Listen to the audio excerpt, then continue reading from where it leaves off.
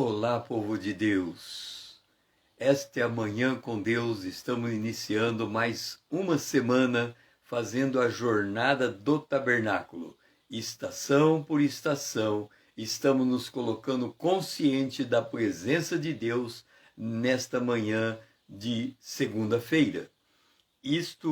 Hoje nós vamos estar meditando no Salmo de número 141. Esta é a manhã com Deus, porque Ele é o nosso Deus e nós, o povo do seu pasto, o povo que Ele pastoreia e ovelhas de sua mão, o rebanho sob os seus cuidados. Bom dia, Lídia. Nós estamos hoje iniciando esta manhã com Deus no Salmo de número 141 e a Arca da Aliança nos coloca no Salmo 141, no versículo de número 2. Bom dia. 141.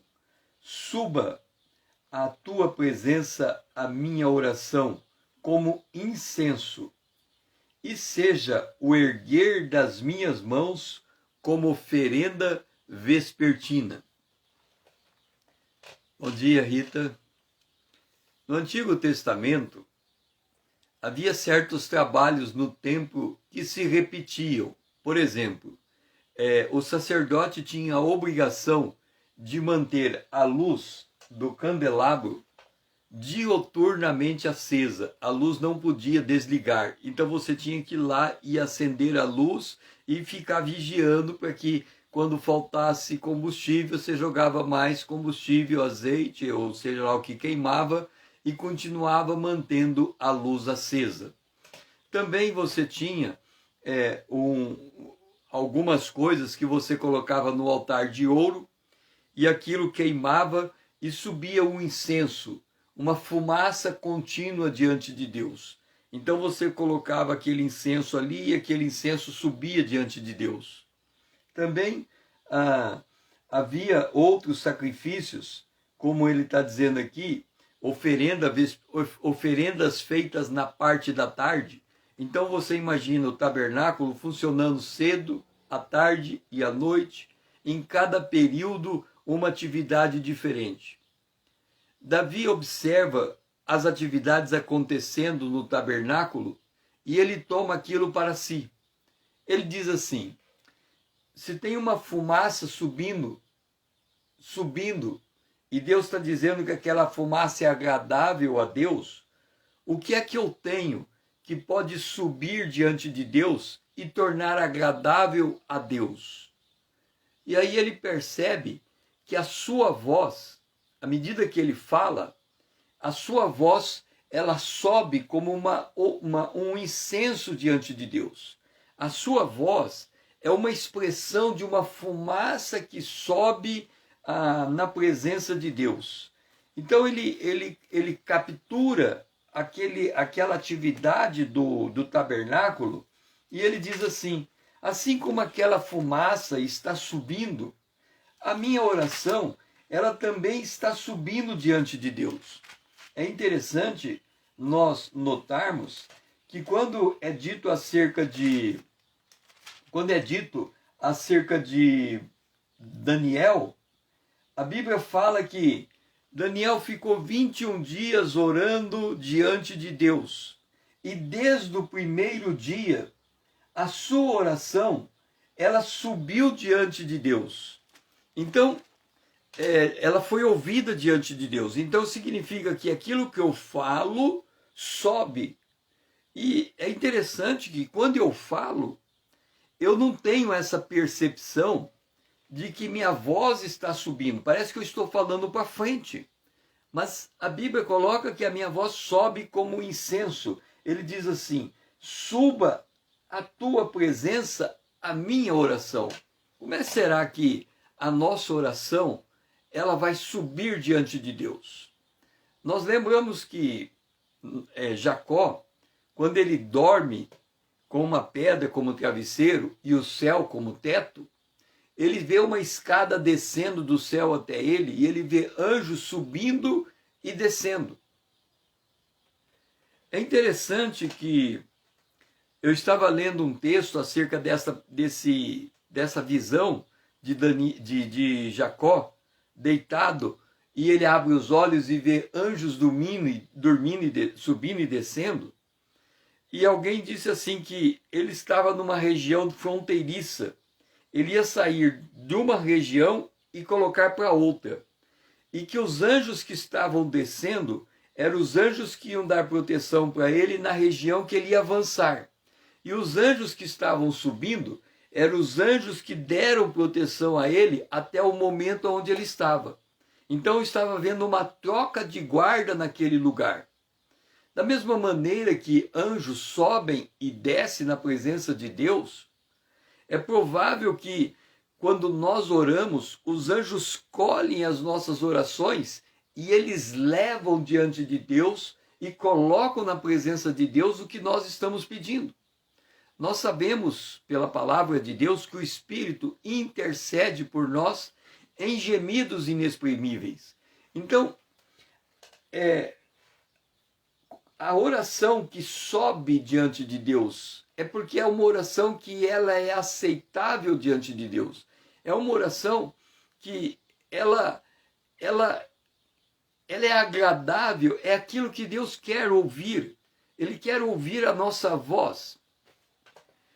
Eu fui num evento da Donep no Rio de Janeiro.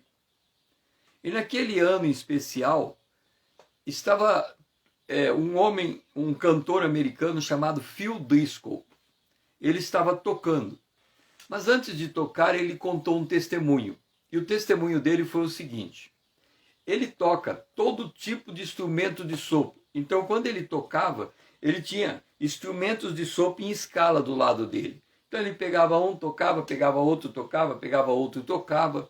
Então, ele tocava uma variedade muito grande de instrumento. E ele toca o instrumento de sopro de uma maneira extraordinária. E um dia ele falou que o filho dele quis aprender a tocar como ele. E ele ensinou o filho dele a tocar. E o filho dele aprendeu.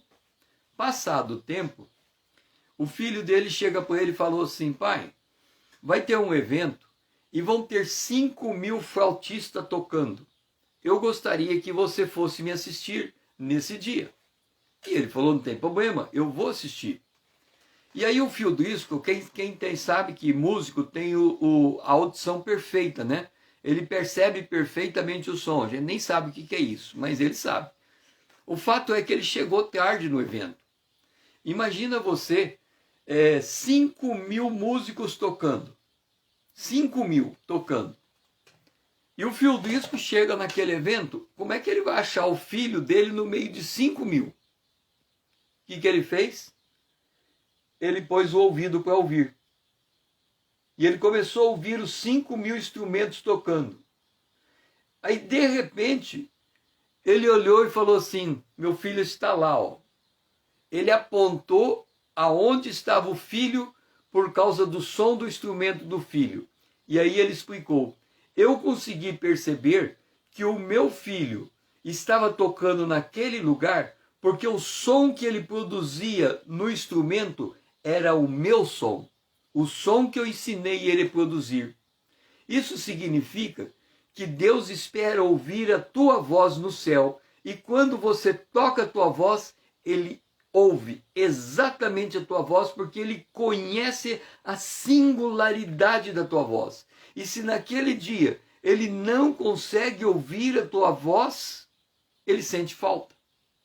Por isso que Davi diz: suba a tua presença a minha oração, porque Deus se agrada de ouvir a nossa voz. Ele sente falta quando a nossa voz não é ouvida nos céus, diante dele.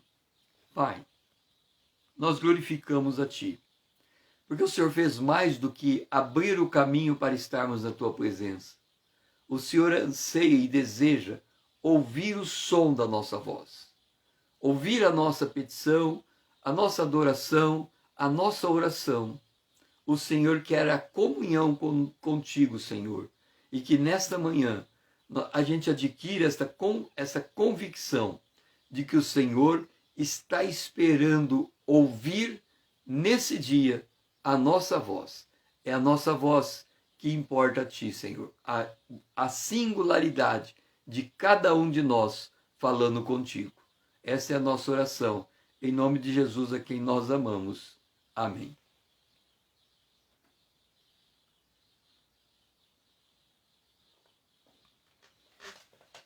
Vamos para o altar de ouro. Agora o verso 1. Se nós estamos falando que ele se agrada ouvir a nossa voz, o verso 1 vai dar conteúdo à nossa voz. Salmo 141. Senhor, a ti clamo, dá-te pressa em acudir, inclina os ouvidos à minha voz, quando te invoco. Agora ele está dizendo, o salmista, como é que Deus faz? Quando a nossa voz é soada, ele inclina, ele se volta, ele coloca a sua atenção para nos ouvir. Nós temos dificuldade de entendermos esta lógica de Deus se colocar para nos ouvir, porque nós temos dificuldade de ouvirmos uns aos outros. Deixe-me dizer uma coisa. Para nós entendermos como Deus nos ouve, nós temos que aprender a ouvir o outro. E como é que nós precisamos ouvir o outro? Primeiro, nós não podemos fazer juízo de valor sobre as pessoas. É muito importante isso. Quando a gente conversa com alguém, a gente pensa assim, por exemplo, eu já trabalhei em organização com pessoas de diferentes níveis, diferentes formações. Pessoas que não têm formação e pessoa que tem formação. E uma das coisas que eu aprendi é algo assim. Se eu chegar para eu sou diretor e o outro é diretor. Se eu chegar para um diretor e falar assim para ele, fulano falou que nós podemos fazer tal coisa. Essa pessoa, quando eu falo, fulano falou, ele para de ouvir o que o fulano falou. Na hora que eu digo, fulano falou, ele responde, ele pensa consigo, quem é esse fulano para falar? Esse cara não sabe de nada. Você vai dar atenção para ele? Fulano falou, rapaz, você não conhece da vida dele a metade. E ele começa a denegrir o outro sem ouvir o que o outro falou. Então como é que eu tinha que conversar? Como é que eu tinha que fazer as coisas nessa organização? Eu dizia assim, será que é possível fazer tal coisa? Ele olhava, é possível. Mas eu não falava quem que deu a ideia. Porque se eu falasse quem deu a ideia, ele poderia simplesmente me questionar. Fulano não pode falar isso. Veja só, eu fui colocado, nós passamos um período eleitoral agora. E eu fui colocado no seguinte dilema, numa situação, num período eleitoral. A pessoa chegou para mim, um secretário, e disse assim, César, tem uma professora que está sendo perseguida na escola. Ela estava na escola A, mandaram ela para a escola B. Eu quero que você liga para a secretária de educação e obrigue ela a tirar a pessoa da escola B e devolver ela na escola A, porque nós não aceitamos essa perseguição política. Então observa, como é que eu vou chegar para uma secretária num período de eleição e dizer que ela perseguiu uma professora, tirando da escola A, passando para a escola B e tendo que trazer ela de volta para a escola A? Então é uma situação muito complicada. Eu não posso chegar para ela e falar, o secretário falou para mim que você que é secretária perseguiu uma professora, tirando da escola A para a escola B. E depois você tem que devolver ela para a escola A. Resultado, eu não podia falar desse jeito. Então eu liguei para a secretária de educação. Falei assim para ela, você conhece a professora tal? Ela respondeu, sim, eu conheço. Você sabe em que escola ela está? Ela falou, sim, eu sei, ela está na escola A. que era a escola que a mulher tinha que estar. Ela está na escola A. Você pode ligar, verificar para mim se ela de fato está na escola A? Desliguei o telefone. No final do dia ela ligou o telefone. Olha, César, eu não sei o que aconteceu. Ela devia estar na escola A, mandar ela para a escola B. Resultado, eu devolvi ela para a escola A. Observa que ela tomou uma atitude porque eu não falei que tinha uma outra pessoa cobrando aquela atitude dela. Ela naturalmente se prontificou a fazer quando ela sentiu que ela tinha autonomia para fazer algo. Quando o Senhor, eu clamo ao Senhor e o Senhor inclina o seu ouvido para ouvir, ele está inclinando por quê? Porque ele se sente bem com a minha presença. Ele não me estranha. Ele percebe que eu sou uma pessoa justificada em Cristo Jesus, que eu sou lavada e remida pelo sangue de Jesus, que se eu tenho acesso à sala do trono de Deus, é porque o Filho dele me concedeu esse acesso. Então ele não vai olhar para mim com preconceito, ele não vai me enxergar em pecado, ele não vai me perceber que eu sou uma pessoa culpada, ele não vai me criticar pela maneira como eu estou falando, ele está inclinando o ouvido dele como quem diz assim, eu estou disposto a te ouvir e eu quero saber o que você tem para me falar. Eu não vou fazer nenhuma. Se eu falo para aquela mulher, secretária, o outro secretário me disse, ela já não ia me ouvir mais. Ela ia falar assim, mas quem é esse secretário para ficar mandando na minha pasta?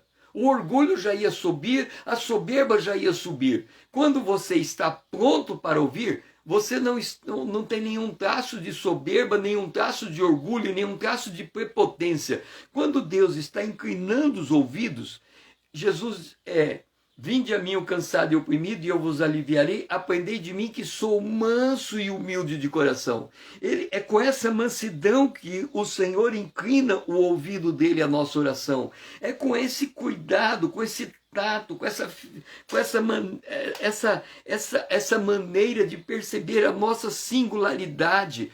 Ele olha para nós e diz assim, eu preciso fazer algo por ele, porque eu criei ele para algo muito especial, e eu não posso deixar ele sozinho ali no planeta Terra. Eu tenho que... E aí quando o salmista diz, dá-te pressa em me acudir, inclina os ouvidos, ele imediatamente se coloca em prontidão como quem nos ouve. Então, esta manhã, o Senhor está dizendo, a nossa oração está subindo diante dele porque ele inclinou o seu ouvido. Então, é como a ímã atraindo o objeto de ferro. O objeto sobe porque a ímã está chamando ele para si. Então, a nossa voz sai para cá, mas Deus está fazendo a nossa voz subir para lá. Então, ele está atraindo a nossa voz até ele. Porque ele inclinou, e quando ele inclina, os anjos falam, peraí, o pai está gostando daquilo que ele está ouvindo, e os anjos começam a subir as nossas palavras, ele começa a desviar o fluxo dela. Então o Senhor está aberto, a presença de Deus está acessível a cada um de nós, para nós apresentarmos nesta manhã a nossa oração. Pai, eu glorifico a Ti, porque o Senhor está ouvindo a nossa voz. O Senhor está prestando atenção àquilo que estamos falando. Não há nenhum impedimento, nenhum obstáculo que se interpõe, porque esse caminho nos foi aberto pelo sangue do Cordeiro. E este caminho nos faz chegarmos à Tua presença com fluidez, com graça. E mesmo que seja um clamor que a gente leva, mesmo que seja uma agonia de dor na Tua presença, o Senhor está pronto a nos ouvir, e nós te somos gratos nesta manhã, orando agradecidos, em nome de Jesus, o Teu Filho amado, a quem nós amamos. Amém. Agora chegou a hora do nosso café da manhã, porque já estamos nessa intimidade com o Senhor. E o nosso café da manhã está no verso de número 8 do Salmo 141. Pois em Ti, Senhor Deus, estão fitos meus olhos, em Ti confio. não desampares a minha alma. Vamos entender o que está acontecendo aqui. Nós somos formados por espírito, por alma e por corpo. O nosso espírito já está salvo. O nosso espírito está em comunhão permanente com o Espírito de Deus. O nosso espírito é um com Deus. A nossa alma está sendo salva. A nossa alma precisa passar por uma mudança de mentalidade. Ela precisa se subordinar ao nosso espírito humano, porque ela só vai conseguir andar com Deus quando ela ouvir a voz do espírito humano que está em comunhão com o Espírito de Deus. E o nosso corpo tem que ser disciplinado até ele ser glorificado. O nosso corpo tem que ser colocado sob domínio. O nosso corpo não pode fazer a sua vontade, né? É por isso que quando a gente está fazendo o regime para emagrecer, nós temos certa dificuldade. Por quê? Porque o nosso corpo quer uma coisa e ele impõe o seu querer.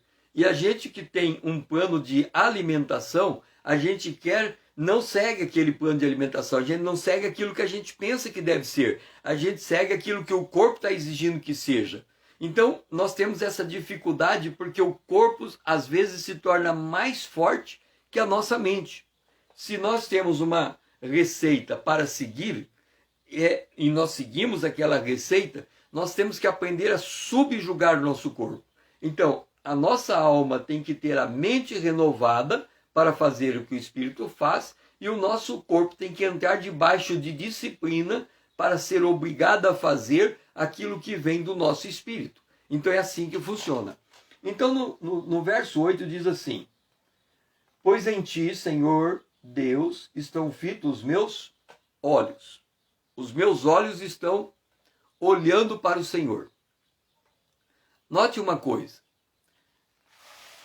O salmista está dizendo algo que é impossível acontecer. O salmista, ele está dizendo algo que não tem como. O meu olho não pode ver Deus. Os meus olhos estão fitos em ti. Estão olhando para Deus, mas eu não posso ver Deus. Por quê? Você está com o olho aberto agora e deve estar olhando a tela do teu celular, e através da tela do seu celular você está me enxergando. Agora, se você continuar com os olhos abertos, você não consegue ver Deus, porque você está olhando tudo em volta. Cadê Deus? Deus é espírito, Deus é invisível. Então você não consegue, com teus olhos físicos, ver Deus, ok? Mas ele diz assim: os meus olhos estão fitos em ti. Agora, como é que a gente faz para conseguir enxergar Deus, se Deus é espírito e eu não consigo enxergar Deus? Paulo responde aos Efésios capítulo 1, verso 17 e 18.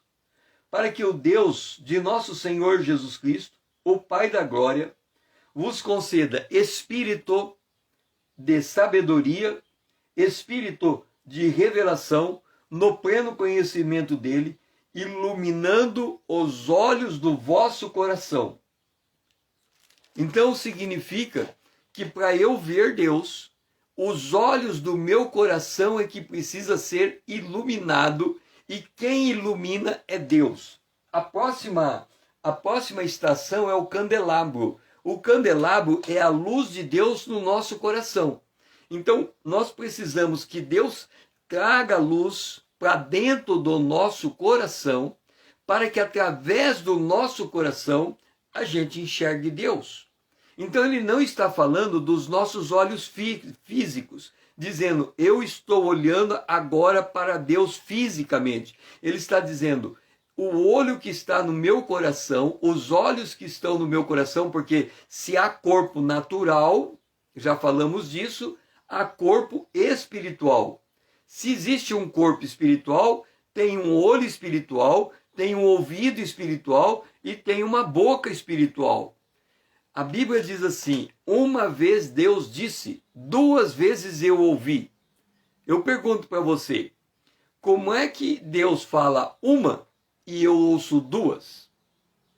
É porque primeiro eu ouço com o meu ouvido natural, depois eu ouço com o meu ouvido espiritual.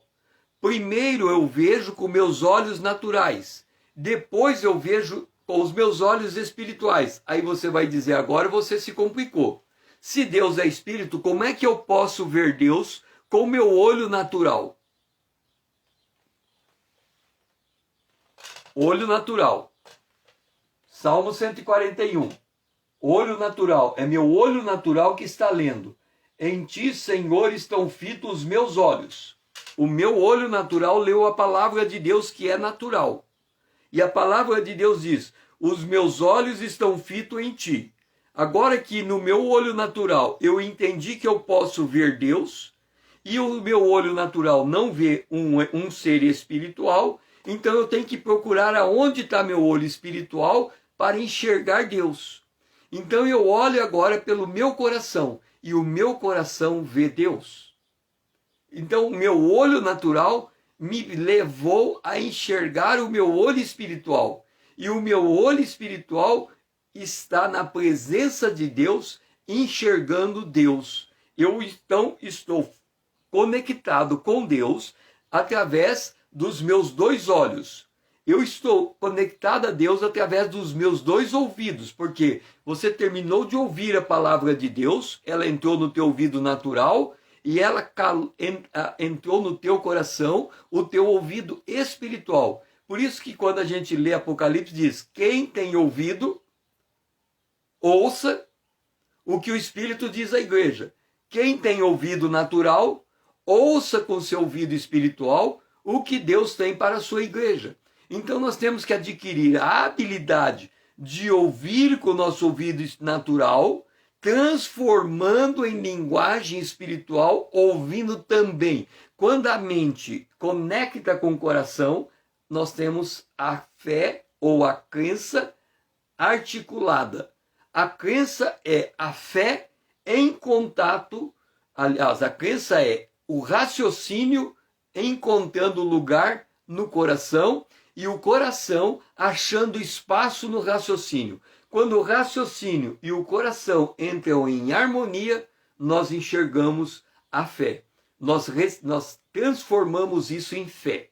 Então, ele está dizendo, Senhor, os meus olhos estão colocados em ti, então eu confio em ti. A proposta de Deus nesse dia é, eu vou me propor a confiar naquele que eu estou vendo.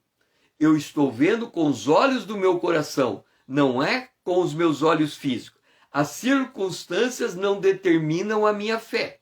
As circunstâncias, eu as enxergo mediante os meus olhos espirituais. Então eu olho para o mundo que me cerca a partir do meu olhar para Jesus.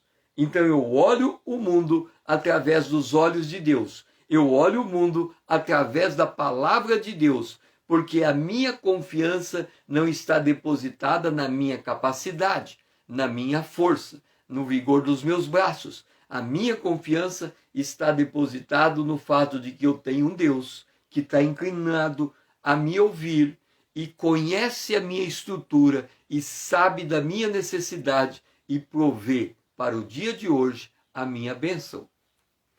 Pai, nós glorificamos a Ti, Senhor, porque o Senhor nos alimenta nessa manhã com o nosso coração repousando na Tua presença. A gente clama a Ti, mas sabemos que aquele clamor chega chega aos Teus ouvidos, porque nós podemos pôr os nossos olhos do coração fitos em Ti, sabendo que o Senhor tem cuidado de nós. Esta é a nossa oração, em nome de Jesus. Amém.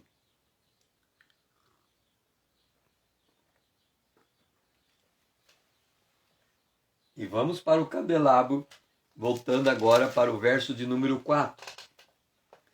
Não permitas que o meu coração se incline para o mal, para a prática da perversidade, na companhia de homens que são malfeitores, e não coma eu das suas iguarias. Veja só, antes ele havia dito eu confio em ti, não desampare a minha alma. A minha alma, ele fala aqui, que a minha alma não coma das iguarias dos malfeitores, que a minha alma se alimente de ti. Basicamente ele está dizendo, nem só de pão viverá o homem, mas de toda palavra que procede da boca de Deus. Então a nossa alma, que está voltada para as iguarias desse mundo, ela tem que mudar a sua direção para se alimentar da palavra de Deus. Quando o salmista diz, não desampare a minha alma, ele está dizendo, Senhor, atraia a minha alma para ti. O que é atrair a nossa alma? Nós não percebemos o quanto nós somos resistentes para as coisas espirituais. A gente acha que é tipo assim, orar é bom, eu vou orar. Não é assim, orar é bom, eu vou orar. Se Deus não me atrair para Ele, esquece, eu não vou orar. A minha alma não vai aceitar a vivenciar esse momento de oração, porque ela não tem afinidade com Deus. Por que a minha alma não tem? Vamos entender por que a alma não tem afinidade com Deus. Porque você vai falar assim, não, eu sou servo de Deus, a minha vida é servir a Deus, a minha vida. Deixa eu mostrar uma coisa para você. Em Romanos, Paulo fala dos judeus, em Romanos. Quando ele fala dos judeus, não tem ninguém que é mais apegado à palavra de Deus do que o judeu. O judeu tem o Torá, e ele é apegado ao Torá. Desde que Israel foi formado como nação até os dias de hoje, mesmo no tempo em que eles estiveram no cativeiro, eles eram apegados ao Torá. Então, eles zelam pela lei de Deus. Eles têm o sábado. A lei de Deus diz que não pode trabalhar no sábado. Então, o que eles chegaram a fazer? Os judeus falaram assim, o que é uma jornada de sábado? É o quanto você pode caminhar no dia que você tem que descansar. Então, se ele falar assim, que no sábado você só pode caminhar 50 passos, acima de 50 passos é esforço físico, e você tem que descansar, e você está na tua casa, você está na tua sala e você fala assim, eu só posso andar 50 passos. Então eu tenho que ir na cozinha, fazer o almoço, não pode fazer almoço, que tem que fazer almoço no dia anterior, então o almoço já está pronto. Então você fala assim, será que eu posso ir na casa do meu vizinho? Ah, mas a última vez que eu medi, a casa do meu vizinho é 26 passos. 26 mais 26, 2 e 2, 4, 12, dá 26 mais 26 dá 52 passos. Eu só posso andar 50 passos, então eu não posso ir na casa do meu vizinho. Então eles eram nessa matemática que eles funcionavam. E aí Paulo diz assim a respeito dos judeus. Eu dou testemunho de que eles têm zelo por Deus, porém não têm entendimento de Deus. A nossa alma, ela pode ter zelo de Deus, mas ela faz a coisa de maneira estabanada, de maneira impensada. Ela pensa que está fazendo a coisa de Deus, mas ela está fazendo do jeito dela. Ela está servindo a Deus, mas está servindo. Como é que eu sei que a minha alma está servindo a Deus de maneira estabanada, fora do prumo? É assim. A Bíblia diz o seguinte, filho, obedeça os teus pais, porque isso é mandamento com promessa, ok? O filho tem que obedecer o pai. O pai sabe disso.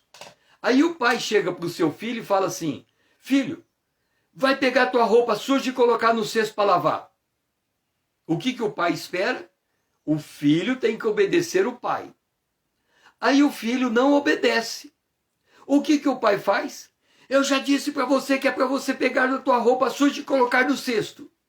Ele começa a se sentir na razão, porque o filho está desobedecendo. E aí o que ele faz? O filho não faz. Ele pega uma cinta e pá, pá, pá. Eu já te disse que você tem que colocar esse cesto e pá, pá, pá. E dá uma cintada no filho. Agora ele quer obrigar o filho a fazer. Por que ele faz isso?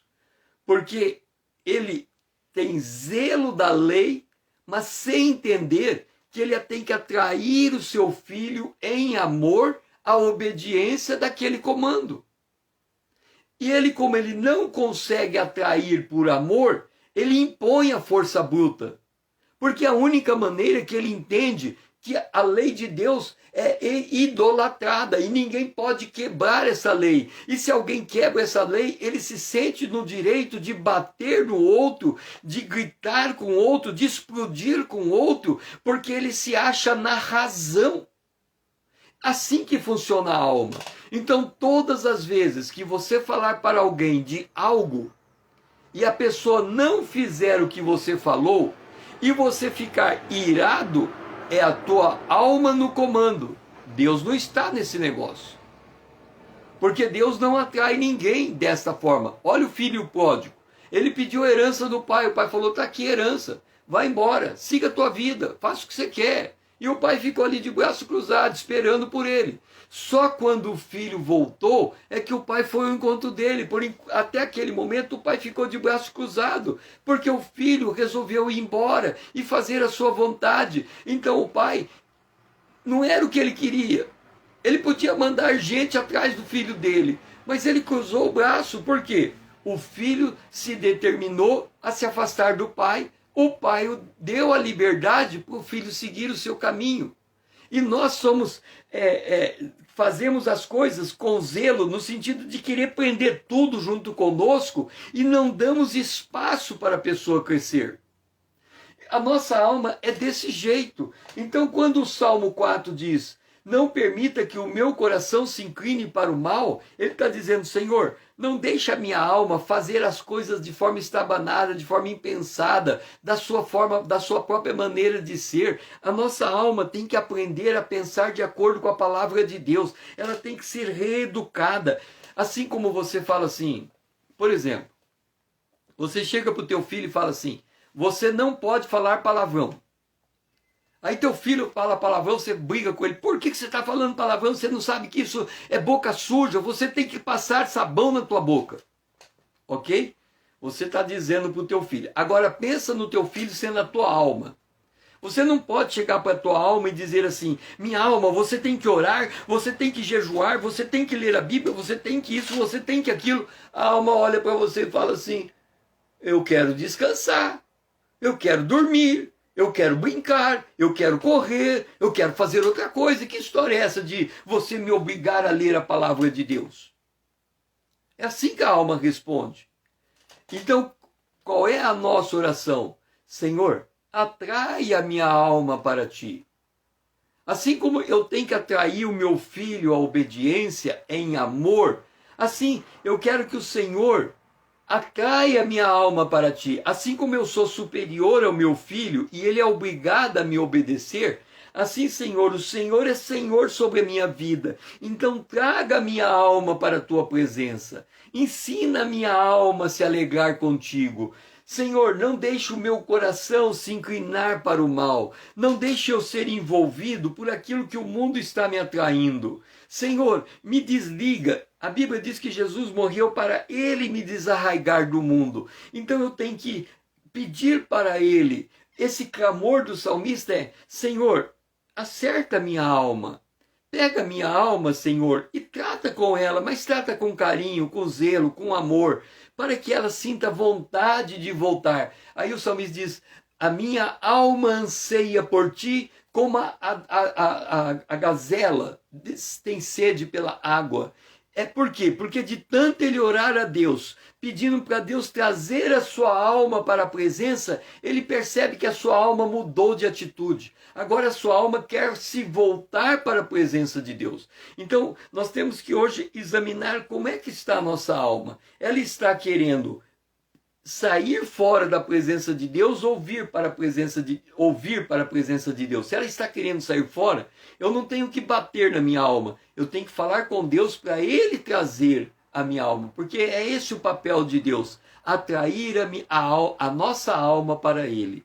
Pai, nessa manhã, Senhor, nós te pedimos para que o Senhor atraia a nossa alma para a tua presença. Porque, Senhor, tem muitas coisas que nos vão fazer experimentar as iguarias desse mundo.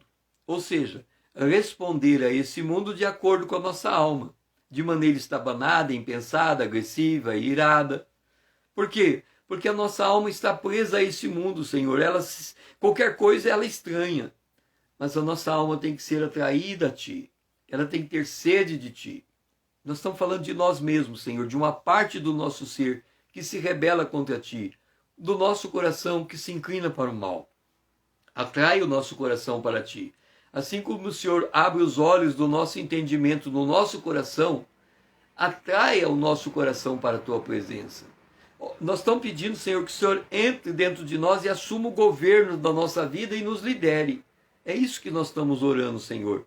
Nós oramos agradecidos. Em nome de Jesus, o Teu Filho amado, a quem nós amamos. Amém. Agora nós podemos ir para a pia de cobre, que é o verso 3. Olha só. Põe um guarda, Senhor, na minha boca. Vigia a porta dos meus lábios. É até difícil explicar isso, né? Um guarda na minha boca. O apóstolo Paulo, ele falou que Deus colocou um espinho na carne. E as pessoas não entendem o espinho na carne. Vamos ver se eu acho rapidamente o espinho na carne. Paulo falando a respeito do espinho na carne. Está em Gálatas. Vamos ver se eu acho isso em Gálatas. Vamos ver aonde que será que ele fala do espinho na carne. Se alguém achar, fala aí para mim. Ele falou assim, eu tenho um espinho na carne, e para eu não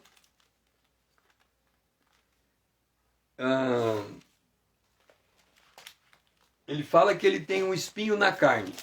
E ali no texto que ele fala do espinho na carne, ele fala assim: e todas as vezes que o espinho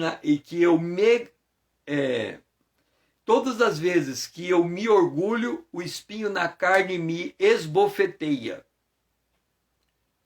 E aí as pessoas ficam tentando saber se esse espinho na carne era uma enfermidade na vida de Paulo. Mas imagina o apóstolo Paulo pregando. Ele está no púlpito pregando, está fazendo assim, igualzinho eu, estou pregando aqui, ele está no púlpito pregando. Aí ele começa a falar das grandezas do céu. Segundo aos Coríntios, capítulo 12. Né? Não é nem Gálatas, por isso que eu não ia achar o endereço nunca, né? Segundo aos Coríntios, capítulo 12. Segundo aos Coríntios 12. E para que eu não me ensoberbecesse com as grandezas da revelação, foi-me dado um espinho na carne, que é um mensageiro de Satanás, para me esbofetear, a fim de eu não me exaltar. Então a pessoa fica se perguntando, o que é o espinho na carne? É literalmente o que Paulo fala. É um espírito maligno que bate. O espírito maligno que bate em Paulo. Então Paulo está no púlpito. E ele fala assim, existe um homem que subiu ao terceiro céu, e aí ele fala assim, e ele ouviu uma coisa de Deus. Deixe-me contar o que ele ouviu. O homem que ouve a coisa de Deus não pode falar. Ele terminou de receber um tapa. Então ele falava, e quando ele ia falar demais, além daquilo que ele podia transmitir, ele sentia um tapa. Um espinho na carne. Imagina, está pregando e de repente, um tapa.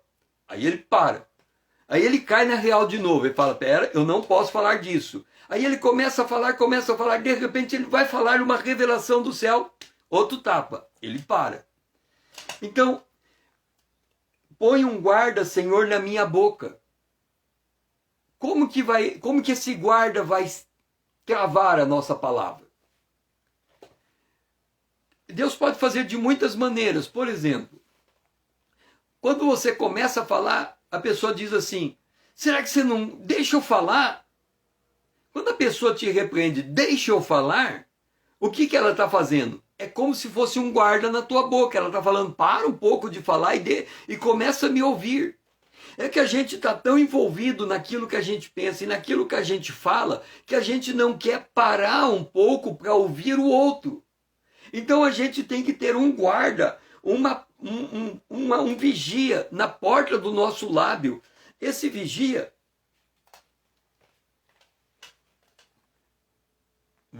me lembrei agora como que eu vou explicar isso. Eu estava no seminário fazendo teologia. E o seminário tinha uma prática. Todo dia, antes de começar as aulas, nós tínhamos uma devocional. E cada aluno tinha direito de, nessa devocional, falar por 5 minutos alguma coisa, e aí vinha a devocional. A Lídia conhece de quem eu estou falando, o Rui. Um dia o Rui vai na frente para falar o seguinte, e eu estou ouvindo ele falar. O Rui fala o seguinte: eu vim aqui na frente pedir ao meu professor que zere a minha prova, porque eu colei na prova. Então eu estou pedindo publicamente que eu receba 0 na prova, porque eu estou arrependido de ter colado na prova. Isso foi o que o Rui disse naquele dia. Quando eu ouvi o Rui dizendo isso, eu disse assim comigo: por que é que ele tem que falar isso em público? Por que que o Rui não chama o professor à parte? E eu comecei a criticar o Rui, criticar o Rui, criticar o Rui. E à medida que eu fui criticando o Rui, eu percebi que a minha mente não parava mais de criticar. E aí eu pensei, enquanto eu estava criticando ele na minha mente, eu pensei comigo: eu tenho que parar, eu tenho que morder a minha língua, porque se eu continuar pensando do jeito que eu estou pensando e alguém falar comigo, eu vou criticar o Rui. Então, e tinha uma menina sentada do meu lado que ela não entendeu o que o Rui falou. E ela virou para mim e disse assim: do que o Rui está dizendo? Eu estava assim, ó. Eu estava mordendo a minha boca para não falar, porque sabia que se eu abrisse minha boca eu ia criticar o Rui. Como ela falou e eu estava mordendo a minha língua, mordendo a minha boca, eu tive que abrir para falar, responder. Eu falei, e ela não ouviu o que eu falei, mas eu falei criticando o Rui, mas ela não ouviu. Aí eu fiquei quieto, falei assim: eu vou sair daqui, vou vou direto para a sala, não vou conversar com ninguém, vou baixar a cabeça e vou ler o Salmo. E eu li o Salmo 64. E quando eu li o Salmo 64, diz assim: o inimigo lança setas contra mim e ele fica inquirindo tudo que se pode inquirir, e o pensamento dele é um abismo que não se pode refrear. Mas Deus manda uma seta contra aquele inimigo e de repente, ele diz no final do Salmo, o justo se alegra. E quando eu li aquele texto, eu senti uma alegria e a minha mente mudou da água para o vinho. Então eu entendi que nós precisamos de um guarda na nossa boca. Nós precisamos que o Senhor nos ajude a segurar a nossa fala, a medir as nossas palavras, a refrear a nossa língua, a falar com o outro segundo a capacidade do outro de ouvir a nossa palavra, a falar com graça, a falar com bondade, a falar com misericórdia. Então isso é colocar um guarda. Então a oração do salmista é uma oração para o Senhor tratar com sua alma, ele tratar com seu coração, tratar com o homem caído e ensinar o homem caído a andar com Deus, porque o seu espírito já está pronto, mas a alma precisa passar por esse aprendizado. Pai, eu glorifico a Ti, Senhor, porque o Senhor põe um guarda na minha boca e que nesse dia eu possa perceber esse guarda me tratando comigo. Eu posso perceber esse guarda refreando as minhas palavras. Eu posso perceber esse guarda alterando o meu vocabulário. Eu posso perceber esse guarda modulando a minha voz.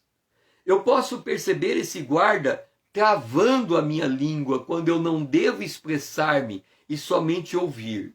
Senhor, me ensina esta jornada nesse dia. Esta é minha oração, em nome de Jesus, o teu Filho amado, a quem nós amamos. Amém. E agora nós vamos para a nossa última estação, e a frase do dia é: livra-me, Senhor. E a frase do dia está no verso de número 9. Guarda-me dos laços que me armaram e das armadilhas dos que praticam iniquidade. Se eu não me engano, a Lídia perguntou alguma coisa para mim sobre como é que nós podemos ser perfeitos. Como é que nós podemos ser perfeitos? Eu acho que foi a Lídia que falou alguma pergunta nesse sentido. Tiago, falando da língua, refrear a língua, ele diz assim: a língua é o mundo de iniquidade.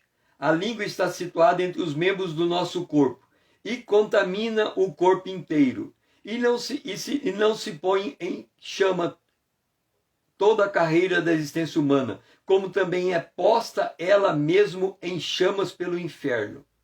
Aí ele fala: a língua, porém, nenhum dos homens é capaz de domar. É mal incontido, carregado de veneno, mortífero. Aí ele fala: com ela bendizemos e com ela amaldiçoamos. Mas aí lá atrás ele fala: ora, se alguém, porque todos tropeçamos em muitas coisas, se alguém não tropeça no falar, é perfeito varão, capaz de refrear também todo o corpo. Ora, se pomos freios na boca do cavalo para nos obedecermos, também lhes dirigimos o corpo inteiro. Então ele está dizendo o seguinte: se a gente não tropeçar na língua, nós somos perfeitos. Aí o Salmo 141 diz assim: guarda-me dos laços que me armaram e das armadilhas dos que praticam iniquidade. Como é que funciona este laço que está armado para mim? Funciona assim. Vamos supor que você está conversando com alguém da tua intimidade. O teu cônjuge, o teu filho, a tua filha, o teu pai, tua mãe, alguém da tua intimidade. Se tem uma coisa que acontece, é muito comum dentro de casa, é que todo mundo conhece o ponto fraco de todo mundo. Então, quando uma pessoa quer espinzear o outro, ela bate naquele ponto fraco, porque ela sabe que na hora que ela bate naquele ponto fraco, a gente perde o domínio das emoções e explode em ira. Então, sabe aqueles dois filhos que estão, um está provocando o outro e está provocando o outro, aí de repente o outro bate nele, aí ele grita: pai, o meu irmão me bateu, bate nele. Aí o pai vem, bate no irmão porque o irmão bateu nele, mas ele que estava provocando. O que é cair na armadilha? É cair na provocação. A pessoa arma uma provocação para você e você fala intempestivamente, sem pensar, sem medir as tuas palavras, sem deixar o guarda cuidar da tua voz, da tua entonação, da tua modalidade, das tuas emoções. Então, quando ele está dizendo que o homem é perfeito, porque ele tem a língua dele refreada, ele está dizendo, ele tem equilíbrio emocional, não importa a atitude do outro. Ele tem equilíbrio emocional, não importa a atitude do outro. Vamos supor que você é iracudo. O teu cônjuge é iracudo. Então os dois têm são fáceis de ficar irado. Como que deve ser o combinado entre os dois? É assim: quem fica irado tem direito. Quem recebe a ira tem que se conter, para que a ira passe e não vire uma briga. Então, se eu estou comendo aqui e o meu cônjuge grita comigo, ele tem o direito de gritar.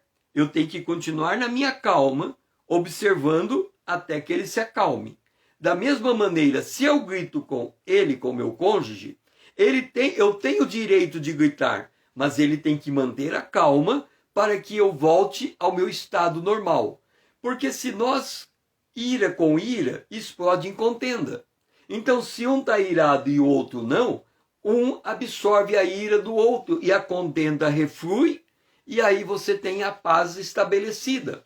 Então, um tem que estar disposto a ter paz para que a briga termine. Agora, se os dois querem brigar, a contenda aumenta. Então, quando ele diz aqui no verso 9, guarda-me dos laços que me armaram e das armadilhas dos que praticam iniquidade, esta armadilha acontece no diálogo. É quando existe um homem chamado Dave Wilkerson. E Dave Wilkerson trabalhava com pessoas drogadas. Na idade avançada, um dia ele chegou para diante de Deus e disse: Deus, eu não aguento mais morar nesse bairro cheio de drogados. Porque do começo do dia até o final do dia, eu ouço palavrão o dia inteiro. Eu não aguento mais ouvir palavrão. Aí ele foi orar a Deus e ele leu lá em Marcos: se beber coisa mortífera não lhe fará dano algum. Ele falou: pera lá, beber na palavra é ouvir. Se eu ouvir coisa mortífera, não vai me fazer dano algum. Então, a partir daquele dia, ele percebeu que ele podia ouvir palavrão o dia inteiro. E chegava de noite, ele limpava o coração dele de tudo aquilo que ouvia. E ele começava um novo dia refrigerado. Mas a gente pode fazer um pouquinho melhor, colocar um intérprete no nosso ouvido. E aí, tudo que a pessoa falar, que não nos agrada, nós vamos pegar tudo que ele está dizendo e fazer uma única pergunta: afinal de contas, o que é que ele está me dizendo? E não vamos reclamar se ele grita, se ele xinga, se ele esperneia. Isso é a maneira dele se comunicar. Vamos pegar o resultado da comunicação dele e fazer uma única pergunta: afinal, o que é que ele quer me dizer? Não importa como ele me diga. O que eu quero saber é o que de fato ele quer me dizer. E aí, se a gente de fato está ouvindo, não se importando com a braveza da pessoa, nós não estamos caindo na armadilha de responder e aumentar a ira. Pelo contrário, nós estamos no domínio das nossas emoções e estamos aptos a responder com palavra de graça, a enxergar a coisa como ela é e encontrar uma solução no meio da crise, no meio do caos, porque nós vamos nos tornar um porto seguro para as pessoas. Mas como que a gente consegue isso? Quando nós deixamos Deus liderar a nossa alma, colocar um guarda na nossa boca, fazer a gente ter discernimento de como devemos nos comportar. É desta forma que nós vamos ser pessoas cheias de alegria, cheias de paz, independente da maneira como os outros estão nos tratando.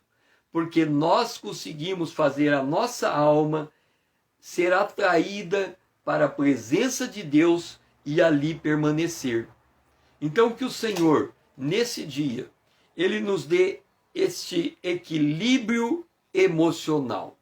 E se a gente não adquirir esse equilíbrio emocional, que a gente ouça. Essa é uma oração para ser feita à tarde, no calor do dia e depois desse calor. Para ser feito ao longo do dia, porque é ao longo do dia que as nossas emoções estão em ebulição. Então é nestas horas que nós temos que orar a Deus, pedindo para Ele domar a nossa alma e fazer ela se aquietar, para a gente não cair na armadilha de dar uma resposta atravessada e aumentar a crise. Pai, hoje nós temos um desafio. No calor da emoção, nós conseguirmos perceber que o Senhor está no controle da nossa alma e atraindo a nossa alma para a tua presença e não deixando a nossa alma responder pela força da carne. Nos ajuda, Senhor. Não agora, nos ajuda lá na hora do calor da briga, da contenda, do climão que está se formando. É naquela hora que nós precisamos dessa ajuda, Senhor. É naquela hora que a gente precisa do guarda na nossa boca. É naquela hora que a gente precisa discernir a palavra que vem contra nós, para não cairmos na armadilha de dar uma resposta atravessada e aumentarmos a contenda. Se a gente conseguir fazer isso, Senhor, nós somos perfeitos, como o perfeito Senhor é, por estarmos no domínio das nossas emoções. Esta é a nossa oração para esse dia. Nós oramos agradecidos, em nome de Jesus. Amém. Que o Senhor assim seja louvado e que você possa enviar aviãozinho essa mensagem para muitos que precisam ouvir e que nós possamos estar aqui amanhã às 5 horas em ponto para continuarmos a nossa manhã com Deus. Que o Senhor seja louvado.